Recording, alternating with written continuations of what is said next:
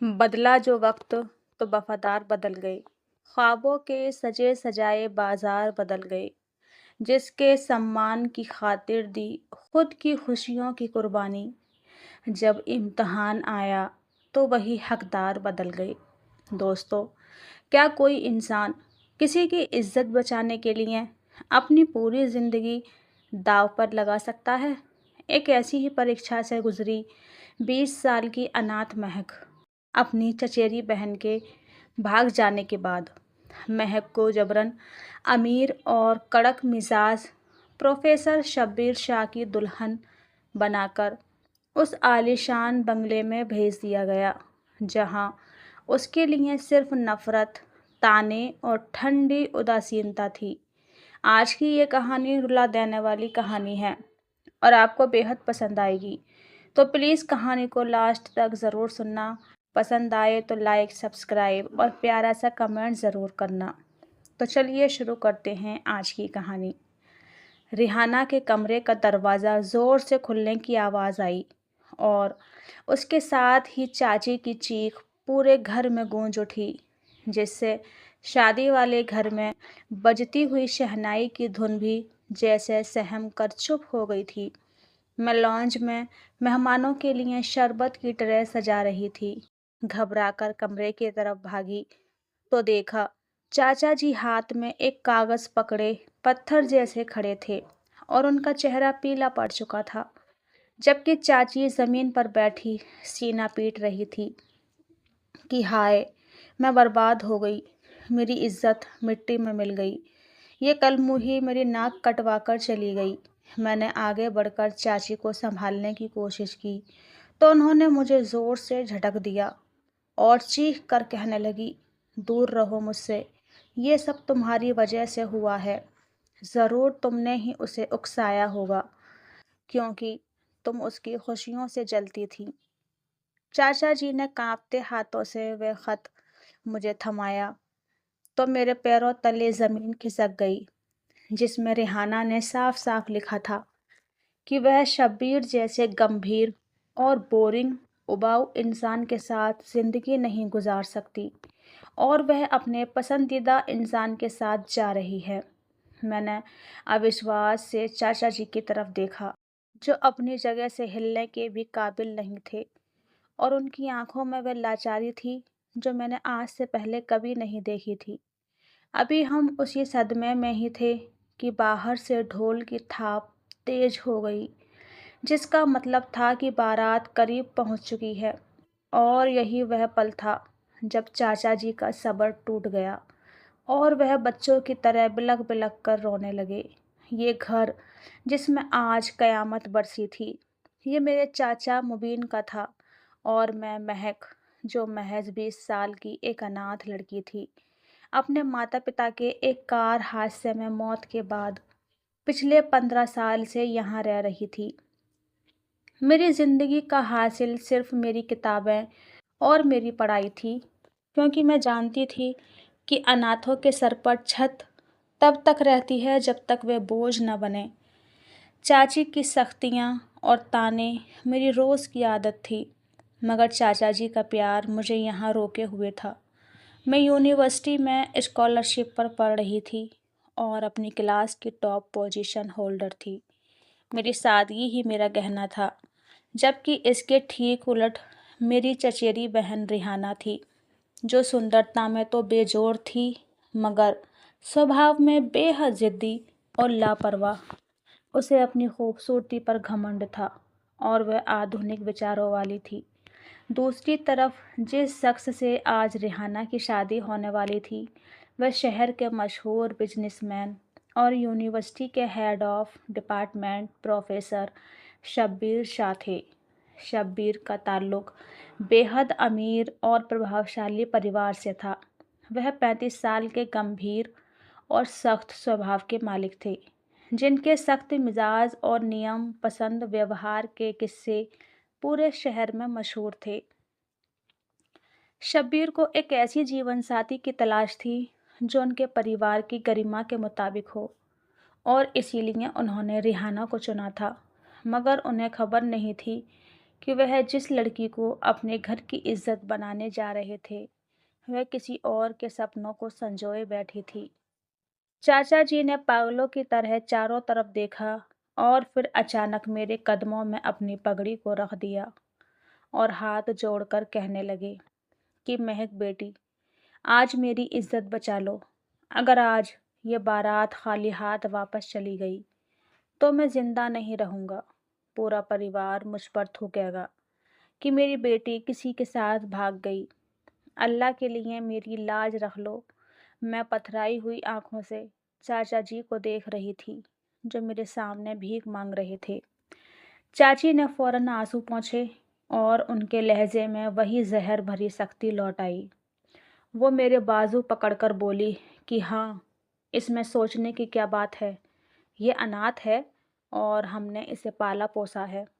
आज इस एहसान का बदला चुकाने का वक्त आ गया है। चलो उठो और जाकर रिहाना का जोड़ा पहन लो। शब्बीर को हम कोई ना कोई बहाना बनाकर मना लेंगे। बस तुम मुंह बंद रखना। मैं कुछ कहना चाहती थी, मैं चीखना चाहती थी कि मैं कोई बलिदान का जानवर नहीं हूँ जिसे जब चाहा काट दिया, लेकिन चाचा जी की झुकी हुई कमर और बहते हुए आंसुओं ने मेरे शब्द सील कर दिए। मैंने कांपते हुए लहजे में बस इतना कहा कि चाचा जी, आप मुझे जिंदा दफन कर रहे हैं। वह शख्स मुझे स्वीकार नहीं करेगा। ये धोखा है। चाचा जी ने मेरा सर थाम लिया और कांपती आवाज में कहा, मैं जानता हूँ बेटी, लेकिन इस वक्त मेरे पास जहर खाने के अलावा कोई रास्ता नहीं। मेरे खातिर ये बलिदान दे दो। अल्लाह तुम्हें इसका फल देगा। और यूं मेरी जिंदगी का सौदा सिर्फ चंद पलों में तय हो गया और मुझे उस कमरे में धकेल दिया गया जहां रिहाना का लाल और भारी जोड़ा रखा हुआ था। मुझे घूर रहा था। विवाह का समय जैसे जैसे करीब आ रहा था, मेरा दिल किसी घायल पक्षी की तरह फड़फड़ा रहा था। मुझे गुड़िया की तरह सजाकर स्टेज पर लाकर बैठाया गया, जहां हर तरफ बधाइयों का शोर था, लेकिन मेरे अंदर कब्रिस्तान जैसा सन्नाटा था। शब्बीर के घर वाले रिहाना की जगह मुझे देखकर कानाफूसी कर रहे थे, लेकिन चाचा जी ने न जाने इनके बारे में इनके बड़ों से क्या बात की थी कि वह चुप हो गए थे। शायद उन्होंने अपनी इज्जत बचाने के लिए कोई बड़ी कीमत चुकाई थी। जब मौलाना साहब ने मुझसे सहमति मांगी तो मेरे गले में कांटे चुभने लगे। मैंने एक नज़र सामने बैठे शब्बीर पर डाली, जो बेहद गरिमा और गंभीरता से बैठे थे, और उनके चेहरे पर एक अजीब सी नाराज़गी थी। शायद उन्हें बता दिया गया था कि दुल्हन बदल दी गई है, लेकिन वे ये नहीं जानते थे कि जिस लड़की से उनका विवाह हो रहा है, वह इस घर की एक अनाथ भांजी है, जिसे वह शायद अपनी नौकरानी से ज़्यादा कुछ नहीं समझते थे। मैंने बंद आँखों से हाँ कबूल है कहा, और ये शब्द मेरी ज़िंदगी की बर्बादी का वारंट बन गए। विदाई के वक्त मैं चाचा जी से गले मिली तो वे मुझसे नज़रें नहीं मिला पा रहे थे, जबकि चाची के चेहरे पर एक सुकून था कि चलो मुसीबत टल गई। गाड़ी में बैठते ही शब्बीर ने ड्राइवर से कहा कि गाड़ी तेज़ चलाओ, मुझे सर में तेज़ दर्द है। और फिर पूरे रास्ते उन्होंने मेरी तरफ मुड़कर भी नहीं देखा। उनकी यह ठंडी उदासीनता मुझे बता रही थी कि आने वाला समय मेरे लिए कांटों की शेष साबित होने वाला है। शब्बीर का बंगला शहर के सबसे महंगे इलाके में था, जहां हर चीज़ सफाई और भव्यता का जीता जागता सबूत था। मुझे दुल्हन बनाकर जिस कमरे में बिठाया गया, वे किसी राजकुमार के शयन कक्ष जैसा लगता था, लेकिन मेरे लिए किसी जेल की कोठरी से कम नहीं था। मैं घुटनों में सर दिए बैठी थी कि दरवाज़ा खुलने की आवाज़ आई और मेरे दिल की धड़कन रुक गई। शब्बीर कमरे में आए और उन्होंने कोट उतारकर सोफे पर फेंका और कुछ देर चुपचाप मुझे देखते रहे, और फिर आगे बढ़कर बेहद बेरहमी से मेरा घूंघट हटा दिया। मुझे देखते ही उनकी आंखों में नफरत और गुस्से का तूफान उमड़ आया, जैसे उन्हें किसी धोखे का यकीन हो गया हो। वह दाँत पीस कर बोले, तो ये खेल खेला गया है मेरे साथ। उन्होंने झुककर मेरी आँखों में आँखें डालकर कहा, तुम्हें क्या लगता था? तुम्हें मैं रिहाना की जगह स्वीकार कर लूँगा? तुम जैसी साधारण और डरी हुई लड़की मेरी पत्नी बनने के लायक है? तुमने और तुम्हारे चाचा ने मिलकर मेरी गरिमा का तमाशा बनाया है। मैं डर से काँपने लगी और मुश्किल से बोली कि मेरा विश्वास करें, मुझे मजबूर किया गया है। मैंने ये सब अपनी मर्ज़ी से नहीं किया। शब्बीर ने विंग से हंसकर कहा कि मजबूरियां सिर्फ तुम जैसी चालाक औरतों का हथियार होती हैं, ताकि हम जैसे मर्दों को फंसा सकें। लेकिन कान खोलकर सुन लो, तुम इस घर में रह सकती हो, मगर मेरे दिल और मेरे कमरे में तुम्हारे लिए कोई जगह नहीं है। शब्बीर ने बिस्तर से तकिया उठाया और सोफे की तरफ बढ़ते हुए मुड़कर ठंडे लहजे में कहा कि कपड़े बदलकर सो जाओ। मैं इस झूठे रिश्ते को नहीं निभा सकता। मैं आपको पत्नी का दर्जा नहीं दे पाऊंगा और ना ही मुझे तुमसे कोई उम्मीद रखनी चाहिए। ये विवाह सिर्फ बड़ों की इज्जत रखने के लिए किया गया है।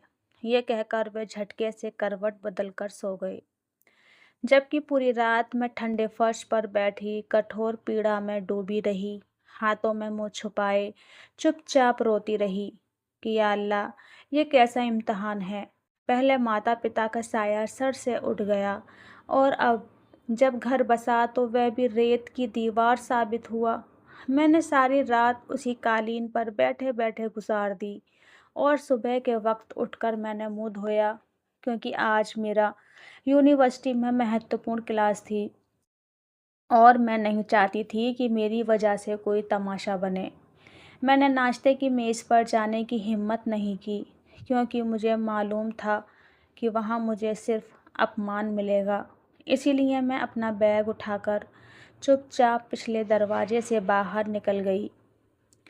बाहर सूरज सर पर था और गर्मी की तीव्रता में मेरा बुरा हाल हो रहा था। घर से बस स्टॉप का फासला काफ़ी ज़्यादा था और मेरी टांगें रात भर जागने की वजह से कांप रही थीं। सड़क पर गाड़ियां तेजी से गुजर रही थीं और धूल मिट्टी मेरे चेहरे और कपड़ों को ख़राब कर रही थी। मैं बार बार अपने आंसू साफ कर रही थी कि अचानक मेरे करीब एक काले रंग की चमकीली गाड़ी आकर रुकी, जिसके टायरों की चीख से मैं सहम गई। शीशा नीचे हुआ तो सामने शब्बीर था, जिसने काला चश्मा लगा रखा था और उसके माथे पर बल पड़े हुए थे। मुझे सड़क पर धूल मिट्टी में पैदल चलता देखकर उसकी आंखों में अजीब सी नाराज़गी और गुस्सा आया।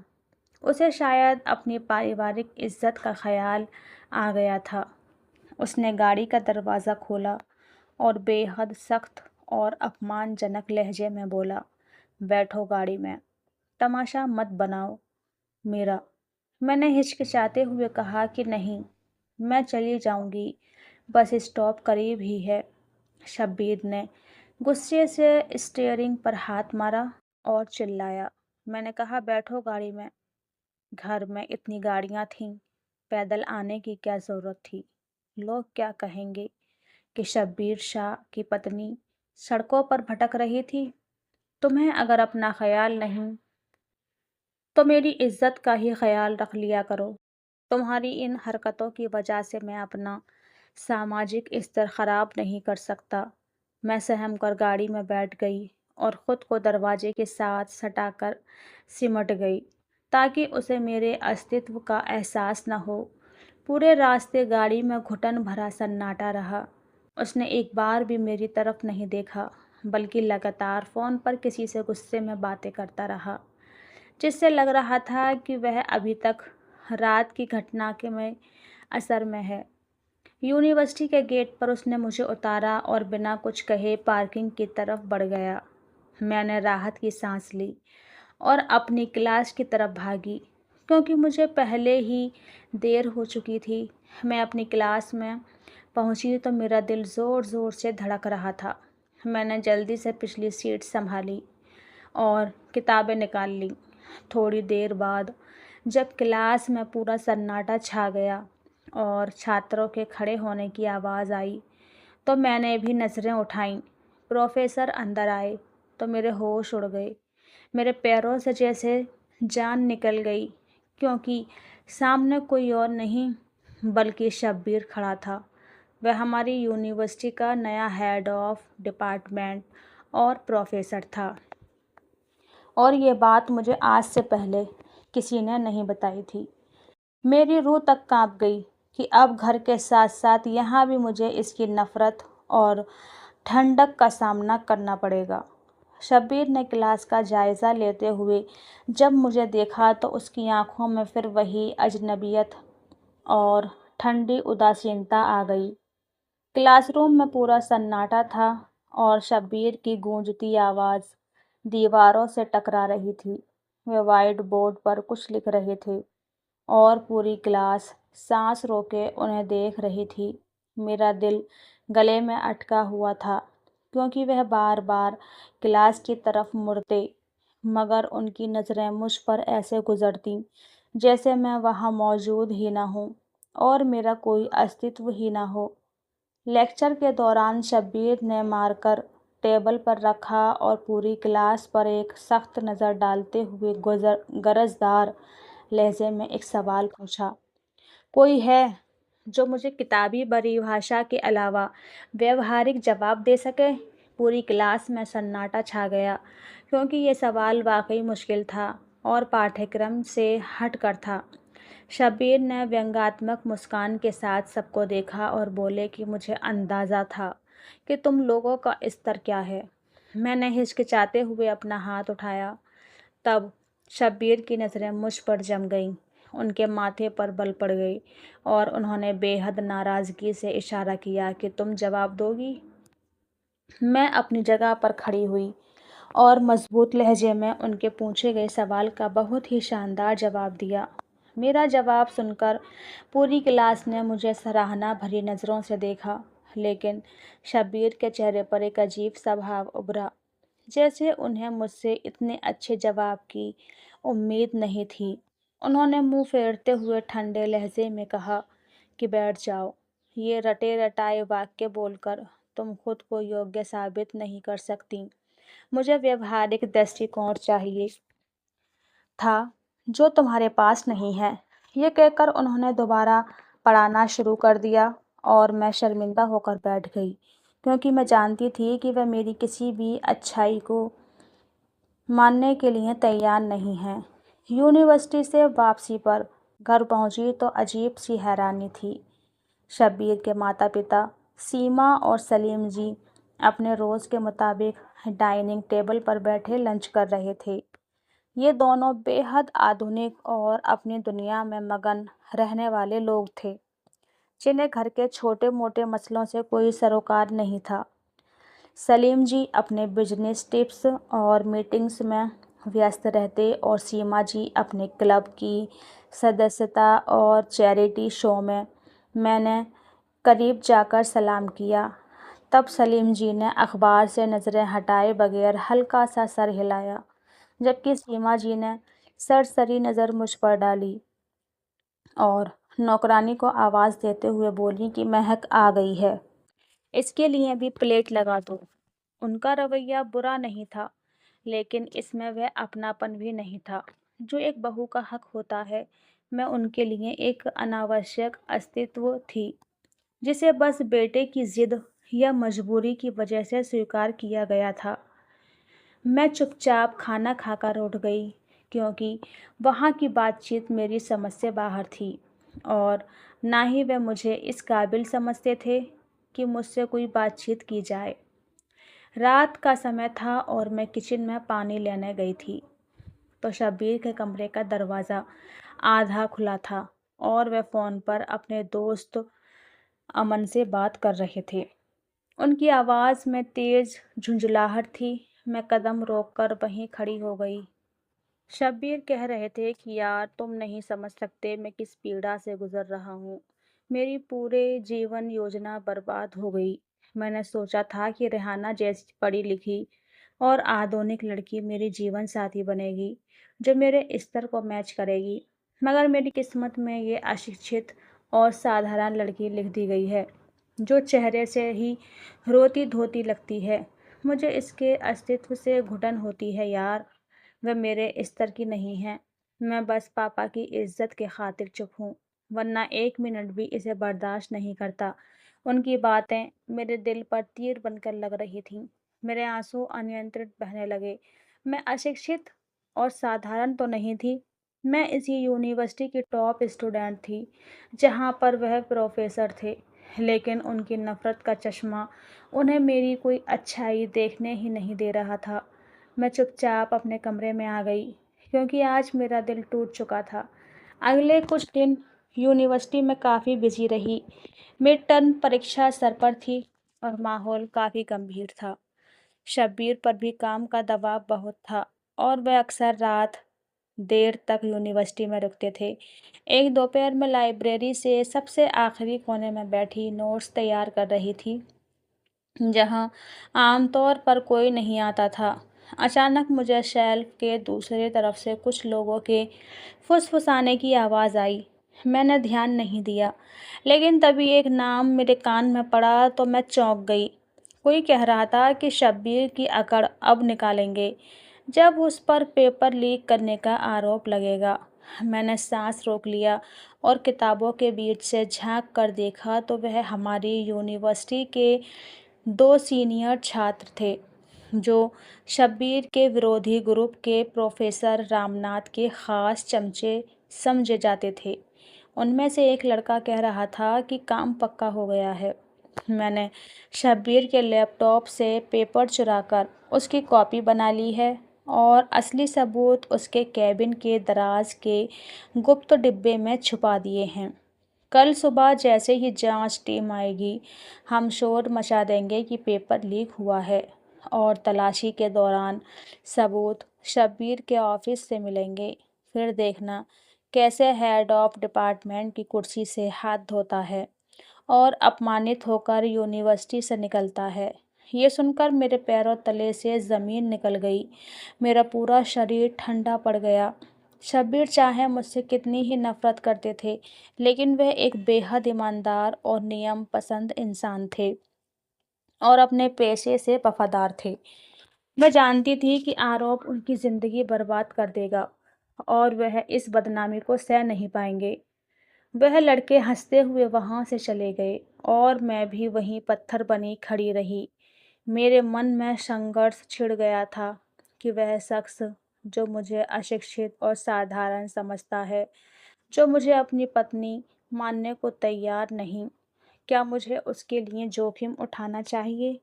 लेकिन फिर मेरे दिल ने गवाही दी कि वह मेरा पति है और एक निर्दोष इंसान भी है। मैं अपनी व्यक्तिगत रंजिश की वजह से उसे बर्बाद होते हुए नहीं देख सकती। मैंने फ़ौरन अपना फ़ोन निकाला और धीमे कदमों से उन लड़कों के पीछे गई, जो अभी बाहर गलियारे में आगे योजना बना रहे थे। मैंने दीवार की आड़ से अपना फ़ोन का कैमरा ऑन कर दिया और उनकी वीडियो बनानी शुरू कर दी। वह बेफ़िक्र होकर बातें कर रहे थे कि प्रोफ़ेसर रामनाथ ने वादा किया है कि अगर ये काम हो गया तो वे हमें फाइनल में अच्छे अंक देंगे और शब्बीर का घमंड मिट्टी में मिल जाएगा। मेरी रिकॉर्डिंग पूरी हो चुकी थी और मेरे पास अब वह सबूत था जो इनका भांडा फोड़ सकता था। अब अगला चरण ज़्यादा मुश्किल था।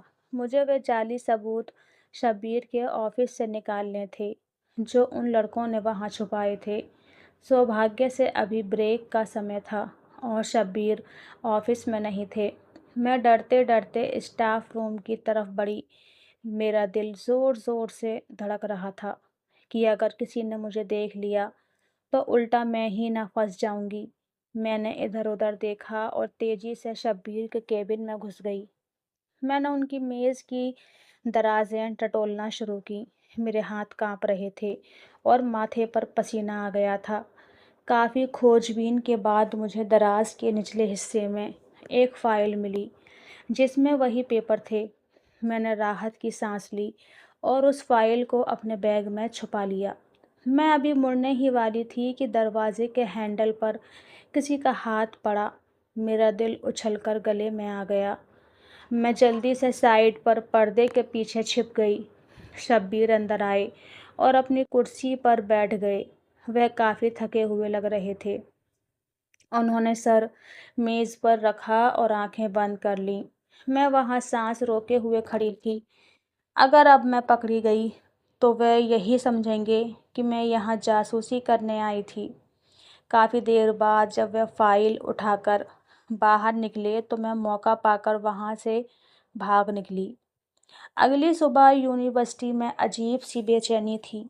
जैसे ही क्लासेस शुरू हुई अचानक शोर मच गया कि परीक्षा का पेपर लीक हो गया है। डीन ने फौरन आपात बैठक बुला ली और जांच समिति गठित कर दी गई। शब्बीर को भी वहीं बुला लिया गया। मैंने बिना देरी किए वह वीडियो रिकॉर्डिंग और कुछ तस्वीरें जो मैंने ली थीं एक यूएसबी में डाली और गुमनाम तरीके से डीन के ऑफिस में पहुंचा दी। थोड़ी देर बाद गलियारे में हलचल मच गई और सुरक्षा गार्ड उन दोनों लड़कों और प्रोफेसर रामनाथ को पकड़कर ले गए। सच सामने आ चुका था और शब्बीर की इज्जत बच गई थी। वे ऑफिस से बाहर निकले तो उनके चेहरे पर सुकून था, लेकिन आंखों में सवाल था कि आखिर वह कौन था जिसने आखिरी वक्त पर उनकी मदद की थी। शब्बीर घर वापस आए तो वह बहुत चुप थे। उनके माँ बाप किसी डिनर पार्टी में गए हुए थे और घर में सन्नाटा था। रात के समय अचानक शब्बीर की तबीयत बिगड़ गई। शायद पिछले कई दिनों से तनाव और थकान ने उन्हें घेर लिया था। वे बुखार में तप रहे थे और पानी मांग रहे थे। मैं दौड़कर उनके कमरे में गई और उन्हें संभाला। मैंने ठंडे पानी की पट्टियाँ की और दवा दी। वे अर्ध चेतना में मेरा हाथ पकड़कर करहा रहे थे। मैंने नरमी से उनके बालों में उंगलियां फेरी और वह रात मैंने उनके सिरहाने जागकर गुजारी। सुबह सूरज निकलने से पहले जब उनका बुखार उतरा और गहरी नींद सो गए तो मैं चुपचाप उठकर अपने कमरे में आ गई ताकि उनके जागने पर मेरा सामना न हो। अगली शाम शब्बीर की तबीयत काफ़ी संभल चुकी थी। मैं यूनिवर्सिटी का काम कर रही थी कि शब्बीर मेरे कमरे के दरवाजे पर आए। उन्होंने मुझसे पूछा कि क्या तुमने मेरा नीला फाइल फोल्डर देखा है जो शायद मैं कल घर लाया था। मैंने ना में सिर हिलाया। वे खुद ही मेरे कमरे में इधर उधर देखने लगे। अचानक उनकी नज़र मेरे स्टडी टेबल पर पड़ी जहाँ मेरा बैग खुला रखा था और उसमें से वही फाइल झांक रही थी जो मैंने उनके ऑफिस से निकाली थी और उसे फेंकना भूल गई थी। शब्बीर आगे बढ़े और उन्होंने वह फाइल निकाली। फाइल देखते ही उनके चेहरे का रंग बदल गया। उन्होंने अविश्वास से फाइल और फिर मुझे देखा।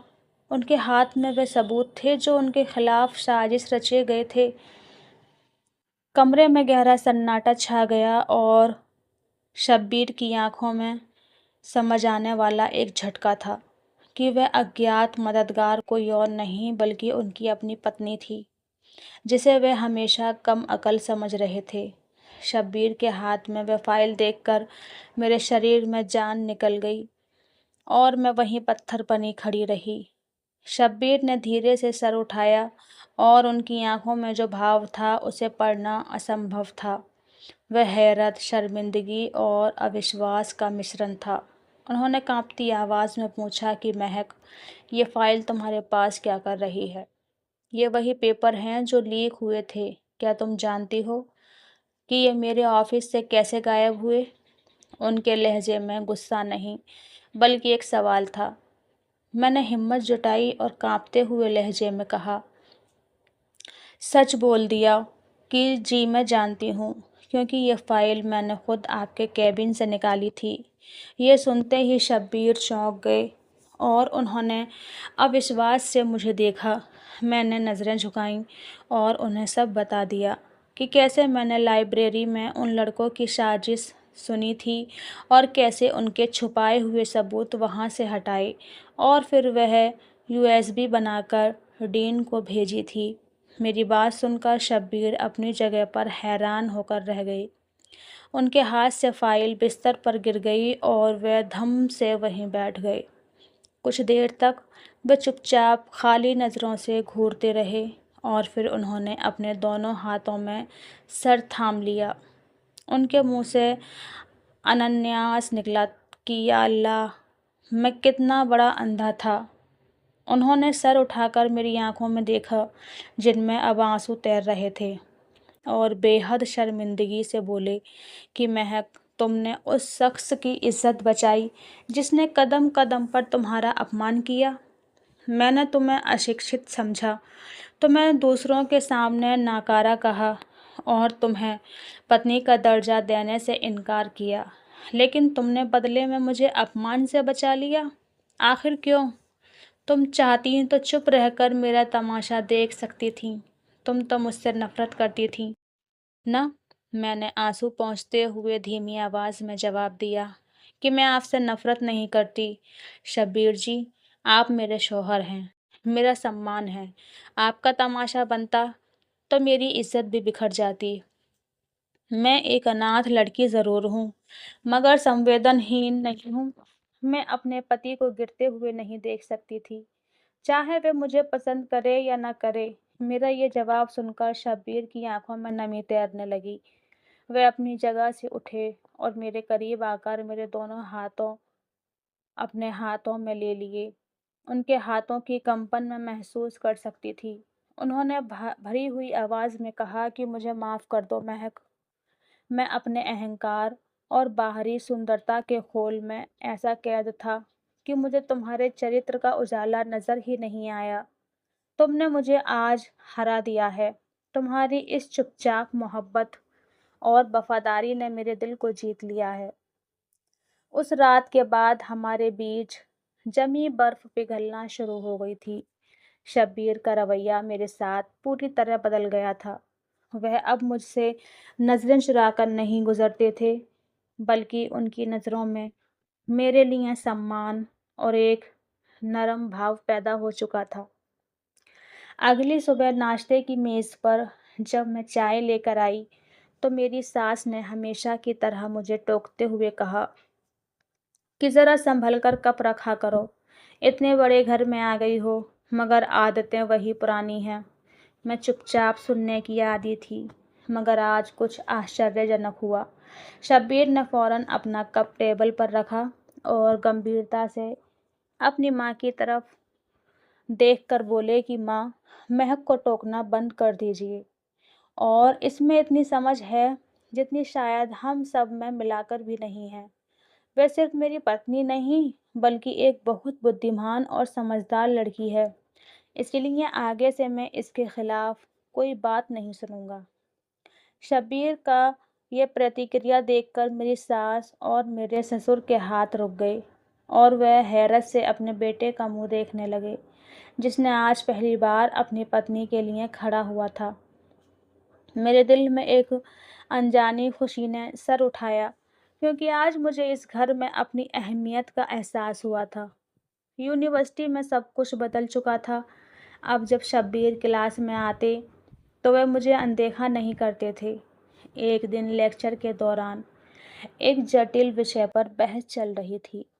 तब शब्बीर ने पूरी क्लास के सामने मेरा नाम पुकारा और कहा कि महक, आपका इस बारे में क्या विचार है? मैंने खड़े होकर अपना मत व्यक्त किया तो उन्होंने सबके सामने मेरी सराहना की और कहा कि क्लास का सबसे बेहतरीन विश्लेषण है। छुट्टी के समय जब मैं पार्किंग में पहुंची तो एक हॉर्न की आवाज़ ने मेरे कदमों को रोक लिया। मैंने मुड़कर देखा तो शब्बीर अपनी गाड़ी का दरवाज़ा खोले हुए खड़े थे। उन्होंने मुस्कुराकर इशारा किया कि आ जाओ, मैं घर जा रहा हूँ, साथ चलते हैं।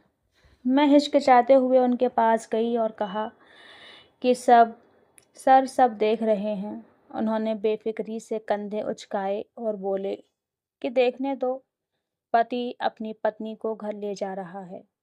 कोई अपराध तो नहीं कर रहा।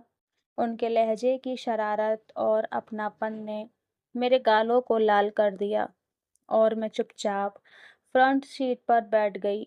वो रास्ता जो हमेशा घुटन और अजनबियत से टक कटता था, आज दुनिया का सबसे सुंदर सफ़र लग रहा था।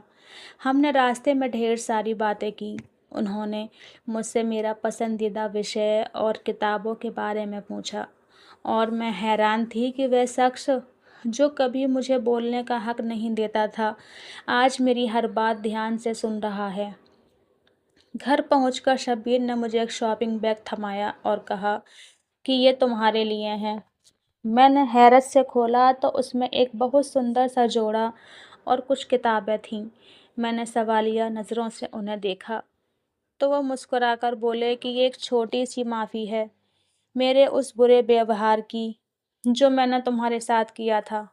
मैं चाहता हूँ कि हम अपनी ज़िंदगी की एक नई शुरुआत करें जहाँ कोई गलतफहमी ना हो। महक, मैं तुम्हें वह स्थान देना चाहता हूँ जिसकी तुम हकदार हो। मैंने नम आँखों से उनका धन्यवाद किया तो उन्होंने मेरे सर पर हाथ रख दिया। वह शाम मेरी ज़िंदगी की सबसे सुंदर शाम थी। हम दोनों लॉन में बैठे चाय पी रहे थे और खुशनुमा मौसम का आनंद ले रहे थे। मुझे लग रहा था कि अब मेरी ज़िंदगी के सारे दुख ख़त्म हो चुके हैं। खुशियाँ मेरी किस्मत बन गई हैं। कुछ हफ्ते इसी तरह सपनों की तरह गुजर गए। मैं और शब्बीर एक दूसरे के सबसे अच्छे दोस्त और जीवन साथी बन चुके थे। घर में भी मेरी सास का रवैया शब्बीर की सख्ती की वजह से मुझसे काफ़ी बेहतर हो गया था। लेकिन कहते हैं कि खुशी को नज़र लगते देर नहीं लगती। एक रात हम सब लॉन्च में बैठे हंस हंस कर बातें कर रहे थे कि अचानक घर की लैंडलाइन फ़ोन की घंटी बजी। रात के इस फ़ोन का बजना अजीब था। नौकरानी ने फ़ोन उठाया और फिर घबराए हुए अंदाज में शब्बीर को बुलाया। शब्बीर ने फ़ोन कान से लगाया तो उनके चेहरे का रंग एकदम उड़ गया था। वह लगातार हाँ करते रहे और उनके माथे की लकीरें गहरी होती गईं। फ़ोन रखकर वे हमारी तरफ मुड़े तो उनके चेहरे पर हवाइयाँ उमड़ी रही थीं। मेरी सास ने चिंता से पूछा कि बेटा, सब ठीक तो है ना? किसका फ़ोन था?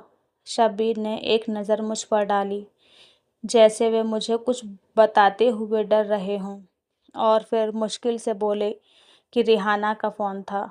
वह अस्पताल में है और उसकी हालत बहुत ज़्यादा ख़राब है।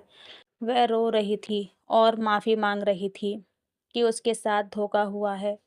वह वापस आना चाहती है। रिहाना का नाम सुनते ही मेरे शरीर में एक सिहरन दौड़ गई और मेरे हाथ से चाय का कप गिरते गिरते बचा। वह लड़की जो अपनी मर्जी से भाग गई थी, आज वापस आकर मेरी हंसती खेलती जिंदगी में जहर घोलने वाली थी। मेरी सास फौरन ममता के भाव में व्याकुल हो गई और कहने लगी कि हाय मेरी बच्ची, मैंने कहा था ना कि वह नादान है। ज़रूर किसी ने उसे बहकाया होगा। शब्बीर, जल्दी जाओ, उसे लेकर आओ। वह इस घर की इज्जत है। हम उसे ऐसे नहीं छोड़ सकते। शब्बीर ने मेरी तरफ देखा और उनकी आंखों में एक अजीब सा सवाल था। मैं जानती थी कि रिहाना उनकी पहली मोहब्बत और पहली पसंद थी। क्या रिहाना की वापसी शब्बीर को मुझसे दूर कर देगी? क्या वे मुझे छोड़ देंगे? क्योंकि मैं तो सिर्फ एक विकल्प थी, एक समझौता थी। शब्बीर ने चाबी उठाई और बिना मुझसे कुछ कहे तेजी से बाहर की तरफ निकल गई। मैं वहीं खड़ी रह गई। शब्बीर के जाने के बाद समय जैसे रुक सा गया था। घड़ी की हर टिक टिक मेरे दिल पर हथौड़े की तरह बरस रही थी। मैं लॉन्ज में टहल रही थी, कभी दरवाजे को देखती तो कभी फ़ोन को। मेरे मन में संदेह के सांप फन फैलाए खड़े थे कि कहीं वह पुरानी मोहब्बत दोबारा जाग न उठी हो। कहीं रिहाना के आंसू शब्बीर के दिल को पिघला न दें। मेरी सास सीमा, जो कुछ देर पहले तक मुझे बहू मान रही थी, अब रिहाना का नाम आते ही उनकी सारी मोहब्बत उधर चली गई। लगभग 3 घंटे की पीड़ादायक प्रतीक्षा के बाद गाड़ी का हॉर्न बजा। मैं दौड़कर दरवाजे की तरफ गई। गेट खुला और गाड़ी पोर्च में आकर रुकी। शब्बीर गाड़ी से उतरे और पिछली सीट से रिहाना को सहारा देकर उतारा। रिहाना की हालत देखकर मैं अपनी जगह पर जम गई थी। वो रिहाना जिसे अपनी सुंदरता और फैशन पर घमंड था, उस वक्त वह एक टूटी हुई गुड़िया लग रही थी। उसके कपड़े गंदे थे, बाल बिखरे हुए थे और चेहरे पर कई जगह खरोंचे थी। वो लंगड़ा कर चल रही थी और रो रो कर उसकी आंखें सूज चुकी थीं। शब्बीर का चेहरा सपाट था और उनकी आंखों में सहानुभूति तो थी, मगर वह दीवानगी नहीं थी जिसका मुझे डर था। सीमा जी दौड़ते हुई आई और रिहाना को गले लगा लिया। मेरी बच्ची, ये क्या हाल बना लिया है तुमने? मुझे अपनी सास के इस व्यवहार की उम्मीद नहीं थी, लेकिन शायद वह कहीं न कहीं मुझसे खुश नहीं थी, इसीलिए रिहाना के आने पर उनका वह रवैया था। रिहाना ने मुझे देखते ही ज़ोर-ज़ोर से रोना शुरू कर दिया और बोली कि मैं बर्बाद हो गई हूँ। वह शख्स धोखेबाज था। वो मेरा सारे गहने और पैसे लेकर भाग गया और मुझे सड़क पर फेंक गया। मैं बहुत दोषी हूँ। मैंने आप लोगों का दिल दुखाया। मेरी सास उसे दिलासा देते हुए अंदर सोफे पर लाई और मुझे आदेश दिया कि महक, खड़ी क्या देख रही हो? जाओ, जल्दी से पानी और जूस और कुछ खाने के लिए लेकर आओ। मैं चुपचाप किचन में गई और चीज़ें ले आई। शब्बीर सोफे के सामने खड़े, बाजू बांधे रिहाना को देख रहा था। रिहाना ने शब्बीर के पैरों में गिरने की कोशिश की और रोते हुए बोली कि शब्बीर, मुझे माफ़ कर दो। मैं भटक गई थी। मैं तुम्हारी कदर नहीं जान सकी। कृपया मुझे एक मौका दे दो। मैं सारी ज़िंदगी तुम्हारी सेवा करूँगी। ये दृश्य मेरे लिए कयामत से कम नहीं था। मेरा पति जिसके लिए मैंने अपनी इज्जत कुर्बान की और अब उसके सामने इसकी पहली पसंद गिड़गिड़ा रही थी। मेरी सास ने फौरन रिहाना का पक्ष लेते हुए शब्बीर से कहा कि देखो बेटा, इंसान से गलती हो जाती है। ये बच्ची है, नादान है, इसे सज़ा मिल गई है। अब तुम इसे माफ़ कर दो और अपना लो। अब जब असली हकदार वापस आ गई है, तो हमें पुरानी बातों को भूलकर रिहाना को उसका स्थान देना चाहिए। ये सुनकर मेरे हाथों से पानी का गिलास छूटकर ज़मीन पर गिर गया और कांच के टुकड़े बिखर गए, बिल्कुल मेरे सपनों की तरह। मैंने अविश्वास से अपनी सास को देखा और फिर शब्बीर की तरफ नज़र उठाई, जो चुप खड़े हुए थे। मेरा दिल डूब रहा था कि अब शब्बीर बोलेंगे कि महक, तुम जा सकती हो। रिहाना ने भी उम्मीद भरी नज़रों से शब्बीर की तरफ देखा। कमरे में गहरा सन्नाटा छा गया, जिसमें मेरी सांसों की उखड़ने की आवाज़ थी। शब्बीर ने गहरी सांस ली और एक कदम आगे बढ़ाकर रिहाना के सर पर हाथ रखा। मेरा दिल रुकने लगा था। शब्बीर ने बेहद ठहराव और मजबूत लहजे में कहा कि रिहाना, मैंने तुम्हें माफ़ किया क्योंकि मैं दिल में बोझ रखकर नहीं जी सकता। मैं तुम्हें यहाँ इसीलिए लाया हूँ क्योंकि मानवता के नाते मेरा कर्तव्य था कि तुम्हें सड़क पर न छोड़ता। लेकिन शब्बीर एक पल को रुके और फिर मुड़कर मेरी तरफ देखा और उनकी आंखों में वह चमक थी जिसने अंधेरे कमरे को रोशन कर दिया। वह मेरी तरफ बढ़े और मेरा हाथ थाम लिया। कांच के टुकड़ों की परवाह किए बगैर वह मुझे खींचकर अपने साथ खड़ा कर चुके थे। उन्होंने सबके सामने ऊंची आवाज़ में कहा कि लेकिन माँ और रेहाना, एक बात अपने मन से निकाल दीजिए कि महक सिर्फ एक मजबूरी थी। नहीं, महक मेरी पत्नी है, मेरी इज्जत है, मेरा चुनाव है। जिस वक्त मुझे रिहाना ने ठुकराया था और मेरी इज्जत मिट्टी में मिलने वाली थी, तब इस लड़की ने अपनी खुशियों का बलिदान देकर मेरा सम्मान रखा था। मैंने उसे धक्का दिया, अपमानित किया, मगर उसने मेरी पीठ में छुरा घोंपने के बजाय मेरी ढाल बनना पसंद किया। आज अगर मैं यूनिवर्सिटी में सर उठाकर चलता हूँ, तो वह सिर्फ महक की वजह से है। रिहाना और सीमा जी हैरत से मुंह खोले शब्बीर को देख रही थीं। शब्बीर ने और सख्ती से कहा कि रिहाना, मेरे दिल के दरवाजे पर अब सिर्फ महक का नाम लिखा है। मैं हीरे को छोड़कर दोबारा पत्थर को नहीं उठा सकता। महक मेरा अतीत नहीं, बल्कि मेरा वर्तमान और भविष्य है। शब्बीर ने उसी वक्त अपना फ़ोन निकाला और चाचा को कॉल मिला दी। उन्होंने बहुत ही संक्षिप्त शब्दों में उन्हें स्थिति बताई और घर आने को कह दिया। कुछ ही देर में मेरे चाचा और चाची वहां पहुंच गए। वे दोनों सर झुकाए अंदर आए और अपनी बेटी की हालत देखकर उनका सर शर्म से और भी ज़्यादा झुक गया। चाचा ने आगे बढ़कर शब्बीर के हाथ पकड़ लिए और रोते हुए बोले कि बेटा, मुझे माफ़ कर दो। मेरी परवरिश में कमी रह गई थी, जिसकी सज़ा तुमने भुगती। मैं शर्मिंदा हूँ। फिर वह मेरी तरफ मुड़े और मेरे सर पर हाथ रखकर बोले कि महक बेटी, तुमने साबित कर दिया कि तुम खून के रिश्तों से ज़्यादा वफादार हो। चाची ने भी रोते हुए मुझसे माफ़ी मांगी। रिहाना ने मेरी तरफ देखा और धीमी आवाज़ में कहा कि महक, मुझे माफ़ कर देना। मैंने तुम्हारा हक छीनने की कोशिश की, मगर सच यह है कि तुम ही शब्बीर की असली हकदार हो। मैंने चुपचाप भावुक होकर सर हिला दिया, क्योंकि मेरे दिल में अब कोई मैल नहीं था। चाचा और चाची रिहाना को लेकर वहां से चले गए, क्योंकि अब वह वहां रुकने का हक खो चुकी थी। जब लॉन्च खाली हो गया तो मेरी सास भी धीमे कदमों से मेरे पास आई। उनकी आंखों में शर्मिंदगी के आंसू थे। उन्होंने मेरा हाथ थामा और भरी हुई आवाज़ में कहा कि महक बेटी, मैंने ममता के अंधेपन में तुम्हारी कदर नहीं की। मुझे लगा कि मेरा बेटा इस ज़बरदस्ती के रिश्ते से खुश नहीं है और मैं भी उसके लिए उदास थी। इसीलिए रिहाना को देखकर मुझे लगा कि मेरे बेटे की खुशियाँ वापस आ सकती हैं। मगर उसके दिल का हाल जानकर मैं खुश हूँ कि उसने तुम्हें चुना है। तुमने मेरे बेटे का उस वक्त साथ दिया जब उसे सब छोड़ गए थे। आज से तुम मेरी बहू नहीं, बेटी हो। मैंने रोते हुए उन्हें गले लगा लिया। शब्बीर ने मुझे सबकी नज़रों से बचाकर सिर्फ मेरे कान में फुसफुसाकर कहा, धन्यवाद महक, मेरी ज़िंदगी में आने के लिए और मुझे एक पत्थर से इंसान बनाने के लिए।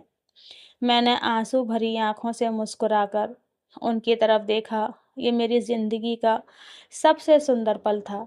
एक अनाथ और असहाय लड़की से लेकर एक सफल महिला और प्रिय पत्नी बनने तक का सफ़र। एक सफल महिला और प्रिय पत्नी बनने तक का ये सफ़र कांटों से भरा था, लेकिन इसका अंत गुलाब की तरह महक रहा था। मैंने मन ही मन अल्लाह का शुक्र अदा किया, जिसने मुझे सब्र की ताकत दी और इसका फल इतना मीठा दिया कि अतीत के सारे दुख धुल गए।